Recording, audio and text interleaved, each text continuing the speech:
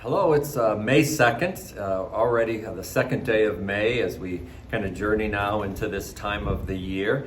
And a couple things that I just want to focus on. And first is just the readings this past weekend. If you remember, it was Jesus is the vine and we are the branches, but he also speaks about abiding in him and him abiding in us and the connection that's there. But he talked about being pruned, and it's God's word that prunes us. And I was thinking about that this week, about being pruned, and I like the garden, and you know that. And even a nice rose bush or a beautiful vine, you need to prune it if you really want its foliage to be full, if you want it to flower in a beautiful way. And I was thinking of that it's not a matter of what needs to be pruned, but what we are going to prune. And sometimes it's not necessarily bad, but it's good things that are pruned so that we can grow in other ways. And it occurred to me that I think just in the general journey of life, that sometimes we get busy with things, or we or kind of say yes to a number of things, and before we know it, we're running from place to place. And to stop once in a while and say, okay, what is it I'm doing with my time? Where am I giving my greatest efforts to? And maybe if I prune back in a couple areas, again, that aren't bad, but just are there, that it allows me to give my energy then in a different way to my prayer life, my family, my community. So, it's just something I've been reflecting a little bit about being pruned. It's not a matter of if we need to be pruned, but where we need to be pruned, I think, in our lives and how we'll grow spiritually. So anyway, just something for you to ponder from last week's readings.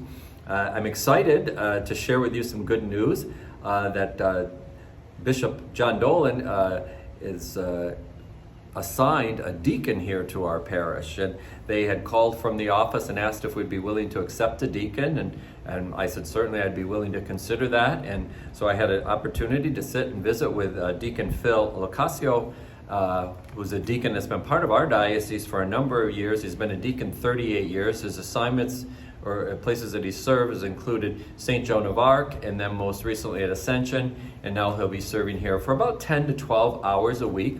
Deacon Phil and I are working out what those 10 to 12 hours will look like, but he's had great experience in adult education and formation, including working with OCI, RCIA.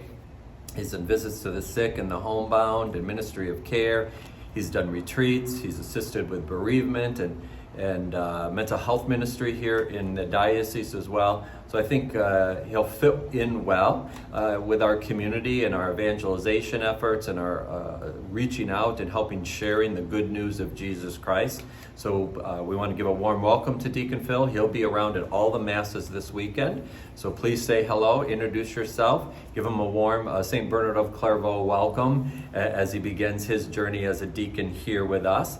And then also, I just want to call your attention to May 19th at the 11 o'clock Mass. We want to invite all graduating seniors, so class of 2024, to be part of that Mass so that we can recognize you and give you a special blessing. We're going to encourage you to wear your gown from the high school that you've graduated from. We'll recognize you by name, so we want you to call into the office and RSVP so that we know you're there. We'll have a special gift for you as well, and just a way of us recognizing your accomplishments, giving thanks to God, and sending you forth with blessings as a community for whatever the next step in your journey is going to be. So again, that's May 19th at the 11 o'clock Mass. Class of 2024, graduating seniors, we want to recognize and honor you. And then finally, I just want to remind everybody that we're still in the midst of the Building Our Spiritual Home campaign, and things are going very well, working closely with the Catholic Community Foundation. New donations that are coming in this past few weeks. Grateful for that, grateful for your prayers.